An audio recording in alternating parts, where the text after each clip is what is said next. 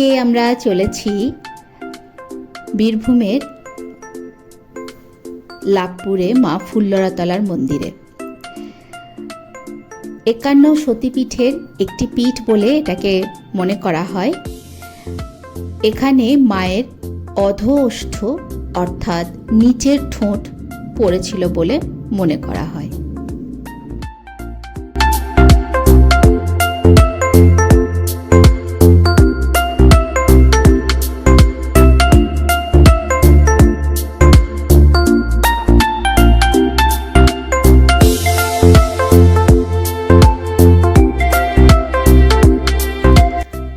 তোরণদ্বার দিয়ে ঢুকে প্রথমেই রয়েছে একটি ভৈরব মন্দির।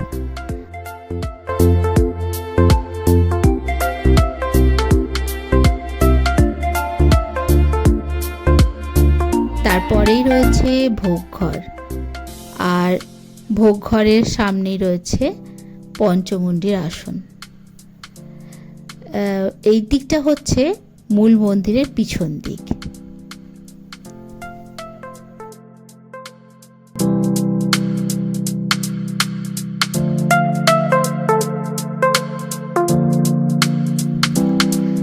লোকালয় থেকে বেশ কিছুটা ভিতরে চারিদিকে গাছপালায় ঘেরা একটা শান্ত পরিবেশে এই মন্দিরটি রয়েছে।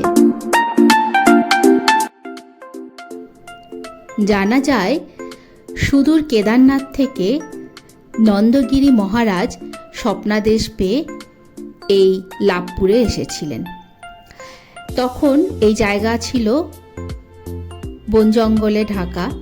সেই জঙ্গলের মধ্যেই তিনি শিলাখণ্ডটি দেখতে পেয়েছিলেন এবং সেখানে মন্দির স্থাপন করা হয়। অতীতে এই জায়গার নাম ছিল অট্টহাস। একসময় এই মন্দিরের চূড়ায় সোনার কলস শোভা পেত।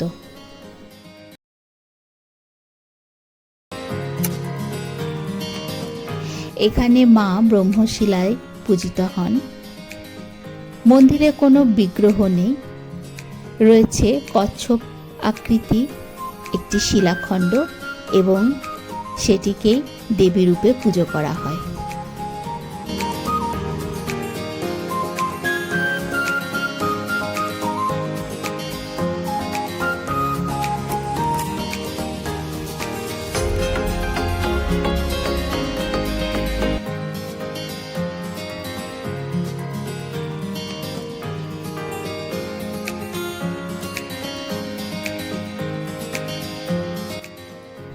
এখনকার এই মাতৃমন্দিরটি কিন্তু খুব বেশি প্রাচীন নয়, সংস্কারের ছোঁয়া পেয়ে নতুন করে গড়ে উঠেছে।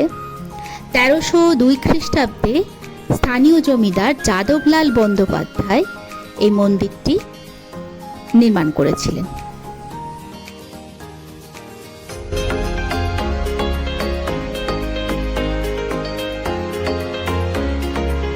প্রত্যেক সতীপীঠেই একজন করে পীঠরক্ষক ভৈরব থাকেন।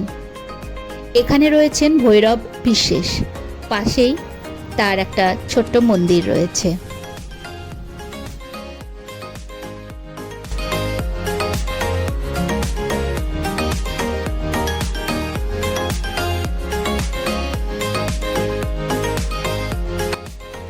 এই মন্দিরের পাশেই একটি বিরাট পুকুর রয়েছে। কিংবদন্তি অনুসারে রামের দুর্গাপুজোর সময় হনুমান এই পুকুর থেকেই 108টি পদ্ম ফুল নিয়ে গিয়েছিলেন।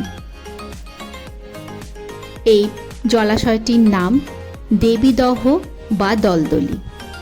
প্রবাদ রয়েছে এই জলাশয় কখনো শুকোয় না।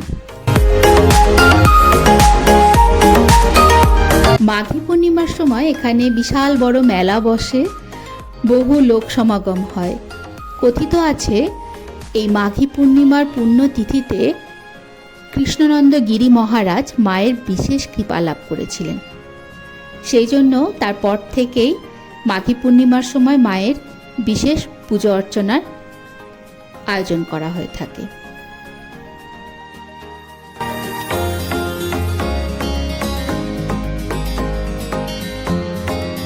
ফুল্লরা মাকে নিরামিষ এবং আমিষ দু রকমেরই ভোগ নিবেদন করা হয়। তো এখানে কুপন কাটলে সেই ভোগ প্রসাদ পাওয়া যায়। তো আমরা আর অপেক্ষা করব না, কারণ আমরা এরপরে চলে যাব বাকুল কালীবাড়ির উদ্দেশ্যে। তো আজকে এ পর্যন্তই, আবার বাকুল কালীবাড়িতে দেখা হচ্ছে।